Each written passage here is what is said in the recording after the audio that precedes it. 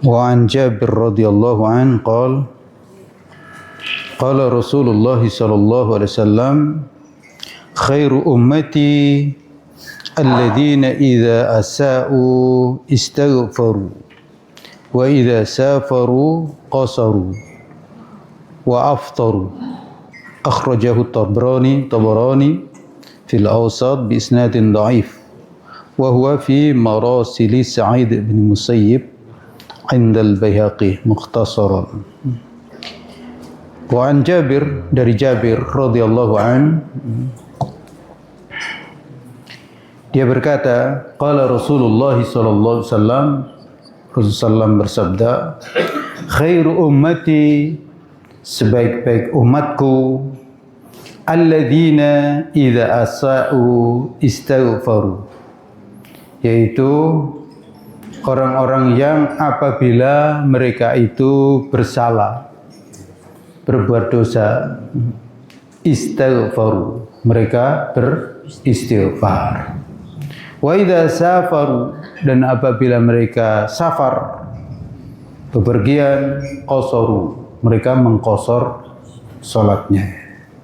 Wa aftaru, dan mereka berbuka, tidak berpuasa, mengambil rukhsah. Hadis diriwayatkan oleh At-Tabrani, tapi sanadnya dhaif. Hadis ini lemah, tapi ada penguat di merupakan hadis-hadis mursal yang dibawakan oleh Sa'id ibn Musayyib. Jadi hadis ini banyak diutarakan para ulama dan termasuk dijadikan sebagai penguat dalam hal-hal yang disebutkan, karena memang ya secara umum hadis ini memiliki landasan selain daripada hadis ini sendiri, yaitu di mana memang orang itu kalau berbuat salah beristighfar itu bagus. Orang itu kalau berbuat salah mau beristighfar, mau bertobat itu bagus. Yang enggak bagus itu berbuat salah tapi ngaku benar dan terus melakukannya. Karena pada dasarnya tidak ada orang itu yang tidak bersalah. Yang penting orang itu kalau bersalah beristighfar, ngaku salah itu bagus. Di situ. Dan di sini Nabi menjelaskan hal itu, bahwa khairu ummati alladzina idza asa'u istaghfaru. Sebaik-baik umatku itu adalah orang-orang yang apabila berbuat salah, berbuat dosa itu beristighfar. Dan yang kedua, wa idza safaru qasaru, dan kalau mereka itu safar, bepergian, qasar, mengqasar salatnya 2 rakaat. Ditambah lagi wa aftaru, dan berbuka, mengambil rukhsah. Kalau berpergian salatnya itu qasar, sudah kita sebutkan, memang sebaiknya mengqasar. Tidak ada perbedaan pendapat, itu sebaiknya mengqasar, karena memang ada yang berpendapat bahwa salat qasar bagi musafir itu bukan sekedar rukhsah, tetapi asalnya begitu. Gitu. Oleh karena itu bagus diambil. Bahkan ada yang menyebutkan wajib. Tapi sekali lagi dengan catatan dia dalam kondisi safar, bepergian, tidak dalam kondisi sedang di masjid, di mana di situ ada imam yang memimpin sholat. Gitu. Maka sholatnya 2 rakaat. Wa aftaru, nah adapun berbuka, memang iya ada hadis juga, laisal birra as-saum fis safar, itu tidak ada kebaikan orang yang bepergian lalu berpuasa. Dan ini dipahamin oleh para ulama ya ketika safarnya itu sangat memberatkan. Gitu. Tapi kalau safarnya itu ringan, tidak begitu ada masalah, ya tergantung, silakan. Mau diambil sebagai rukhsah atau tetap melakukan puasa. Karena ya Kalau puasa itu dalam kondisi ringan meskipun bepergian, itu kemungkinan bisa lebih enak karena berarti nggak punya utang kan. Karena bayarnya itu berat juga. Oleh karena itu dalam prakteknya dahulu para sahabat ada yang berpuasa dan ada yang tidak berpuasa, dan Nabi memang perintahkan yang berpuasa agar berbuka itu bagi yang betul-betul dalam kondisi kesulitan. Karena ada juga di dalam Al-Quran disebutkan wa antasumu khairul lakum, dan kalian berpuasa itu lebih baik. Itu. Nah, hadis ini memang secara umum ketika kita itu dalam kondisi membutuhkan ada rukhsah, itu memang bagus untuk diambil. Disebutkan dalam hadis sebagai bentuk sedekah dari Allah Subhanahu wa taala. Tapi yang menjadi perhatian kita diantaranya, lihat di sini, tidak ada jamak, tidak disebutkan jamak ya, qasaru wa aftaru. Jadi tidak disebutkan jamaknya. Oleh karena itu bepergian itu tidak harus dipaket qasar dan jamak itu. Kalau qasar bagi para musafir itu sudah kita jelaskan memang bagus untuk diambil. Tapi kalau jamaknya, bahkan para ulama rata-rata itu menyebutkan kalau tidak sangat membutuhkan sebaiknya tidak dijamak, tidak diambil rukhsah jamak itu. Kita sudah sebutkan bagaimana pandangan para ulama tentang jamak. Karena itu dalam hadis ini juga nggak disebutkan jamaknya, qasornya disebut, tapi jamaknya tidak. Itu. Berikutnya, Wan Imran ibn Husain radhiyallahu an, dari Imran ibn Husain radhiyallahu an, dia berkata, kanat bi bawasir. Aku pernah terkena penyakit bawasir. Ya, kencing yang cenderung terus-menerus. Fasa'altun Nabiyya sallallahu alaihi wasallam, maka aku tanya kepada Nabi anis shalah, tentang salat bagaimana. Faqal, maka Nabi itu bersabda, sholli qa'iman, salatlah kamu dengan berdiri. Fa illam tastati' fa qa'idan, jika tidak bisa maka dengan duduk. Fa illam tastati' fa 'ala jam, dan jika tidak bisa maka berbaring di atas lambung kanan menghadap kiblat tentunya.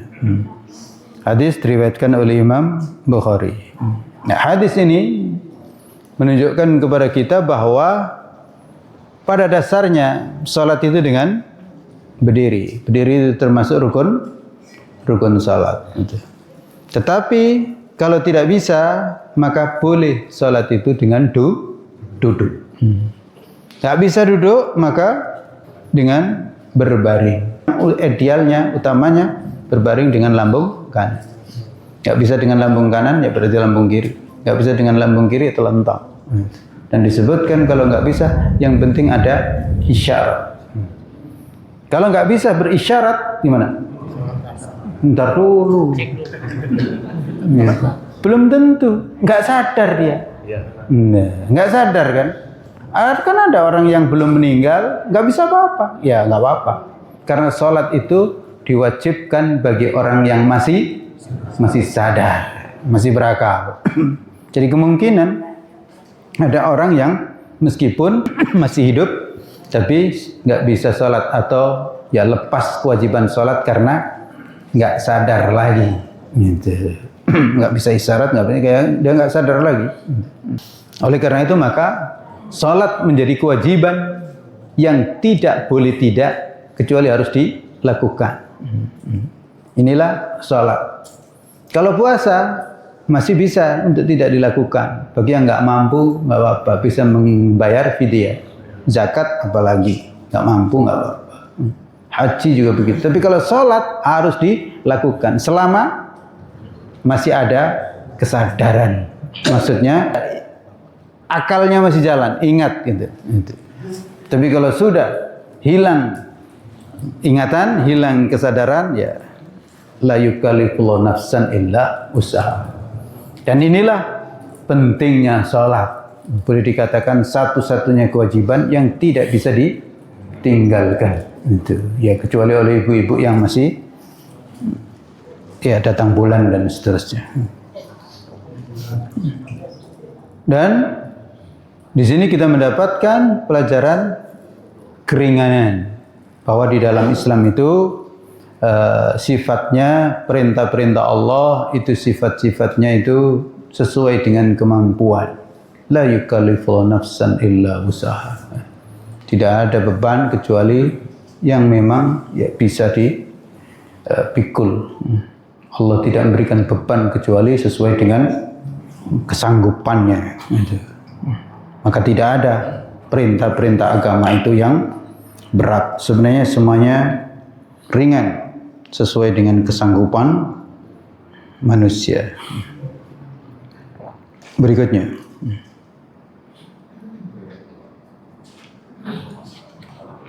Wa an Jabir radhiyallahu an, dari Jabir radhiyallahu an qol, dia berkata, adan Nabi sallallahu alaihi wasallam, Nabi pernah menjenguk maridun, orang yang sakit.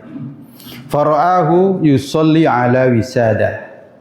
Lalu Nabi melihat orang itu salat di atas bantal.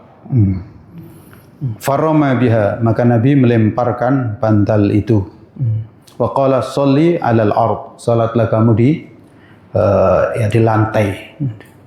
Ini stata'ta, jika kamu masih bisa.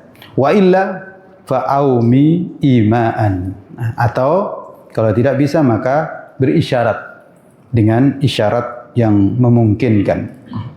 Waj'al sujudaka akhfaw min ruku'ika, dan jadikanlah sujudmu itu lebih rendah daripada rukukmu.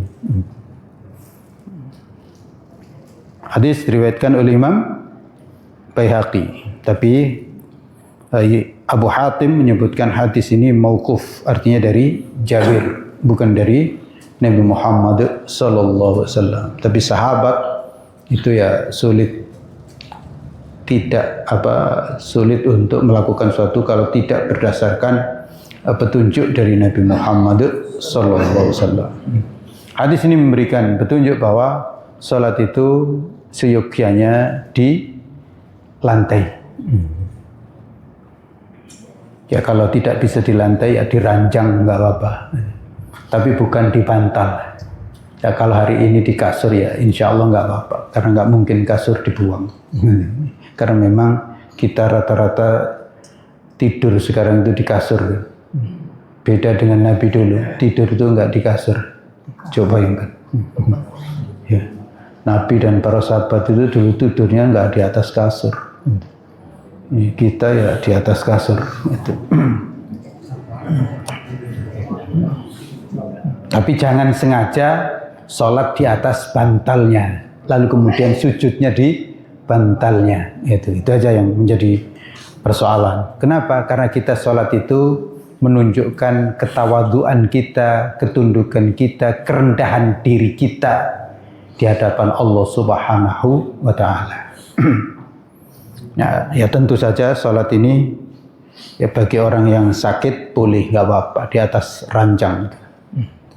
Dan ini juga memberikan petunjuk, ranjang yang kita pakai itu seharusnya dijaga kesuciannya. Itu jangan sembarangan. Jadi ranjang yang kita pakai untuk kita pakai tidur itu dijaga kesuciannya. Berarti kalau kita takut ranjang kita itu terkena najis, maka hendaknya dialas atasnya. Alas atasnya pakai plastik atau apa gitu. Kenapa? Karena kasur itu kalau dulu gampang, tikar gampang dicuci. Tapi kalau kasur itu nggak bisa dicuci kan, susah dicuci. Nyucinya berat bisa sih, tapi berat. Maka hendaknya dikasih alas. Kalau sudah kena najis itu bahaya kalau tidak dicuci. Gitu kan? Karena jangan dianggap kering lalu kemudian suci, bukan begitu. Oleh karena itu kalau terpaksa kasur itu terkena najis, maka nyucinya setidaknya kalau memang dilokalisir, bawahnya dikasih bak, atas dikucurin air. Begitu. Tapi kan susah kan itu. Gitu. Maka hati-hati. Gitu. Jangan sembarangan. Gitu. Ya karena sekarang tempat tidur kita bukan di lantai. Kita tempat tidur kita kan di atas ranjang. Gitu. Dan ranjang itu nggak mungkin juga lantai juga papan, tapi kasur kan. Gitu. Nah sementara kita itu ya berzikir di atasnya, berdoa di atasnya, dan kemungkinan dalam kondisi tertentu sholat di atasnya, maka hendaknya dijaga kebersihannya, kesuciannya. Dan hadis ini juga menunjukkan boleh memang sholat itu dengan duduk. Nah kalau dengan duduk maka saat sujud hendaknya sujudnya lebih rendah daripada ruku. Diusahakan begitu. Hari ini juga duduk di kursi kan, nggak apa-apa. Duduk di kursi kalau susah untuk sujud, maka diupayakan sujudnya lebih rendah daripada rukuknya. Dan sujud ini merupakan kenikmatan. Kenikmatan. Maka yang masih bisa sujud dengan baik, hendaknya sujud dengan baik. Karena mungkin terjadi suatu saat nggak bisa sujud. Tapi kalau nggak bisanya karena persoalan sakit, persoalan usia dan seterusnya, nggak apa-apa. Yang bahaya itu kalau nggak bisa sujud karena persoalan nggak mau sujud. Bukan persoalan kesehatan jasmani, tapi persoalan kesehatan rohani. Itu orang yang seperti itu nanti di akhirat ingin sujud nggak bisa dia. Telentang dia, mutar badannya. Jadi nanti di akhirat begitu, diserukan sujud nggak bisa sujud. Maka di antara kenikmatan itu adalah sendi-sendi kita masih berfungsi, ruas-ruas tulang-tulang kita itu masih berfungsi. Nah, hadis tadi juga menunjukkan salat boleh dengan isyarat, dengan isyarat, ya dengan isyarat apa tangannya atau mukanya, kepalanya, atau nanti ujungnya kedipannya. Wa an Aisyah radhiyallahu anha qalat, dari Ummuna Aisyah radhiyallahu anha beliau berkata, ra'aitun nabiyya sallallahu alaihi wasallam yusalli mutarabbi'an. Aku melihat Nabi pernah salat dengan duduk bersila. Duduknya bersila. Rawahu An-Nasa'i wa Shahahul Hakim. Ya, duduk bersila itu kayak Pak Haji Tamran dan sebagainya. Itu duduk bersila. Itu mutarabbi'an. Apa salat kayak begitu. Itu dalam posisi berdirinya. Dalam posisi duduknya kalau bisa ya duduk iftirash atau duduk tawarruk di tahiyat akhir. Itu di posisi berdiri, duduk sila begitu. Nah kalau pas duduk di antara dua sujud atau duduk tahiyat dirubah duduk iftirash. Gimana Pak Haji? Duduk iftirash. Iftirash. Nah kayak gitu. Kalau bisa, tapi karena sakit kan, kalau nggak bisa duduk tadi nggak apa-apa. Jadi kalau nggak bisa duduk iftirash, nggak bisa duduk tawaruk, duduk sila kayak begitu. Jadi boleh duduk. Yang penting duduk. Demikian hadis tentang sholat bagi orang yang musafir dan orang sakit. Selesai sudah.